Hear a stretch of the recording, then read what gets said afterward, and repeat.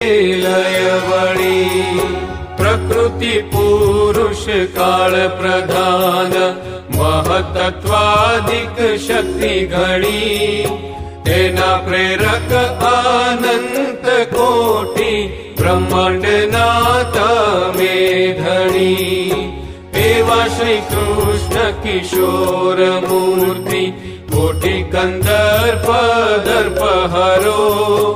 આપ ઈચ્છાએ અવતરી યુગો યુગ જનન કારજ કરો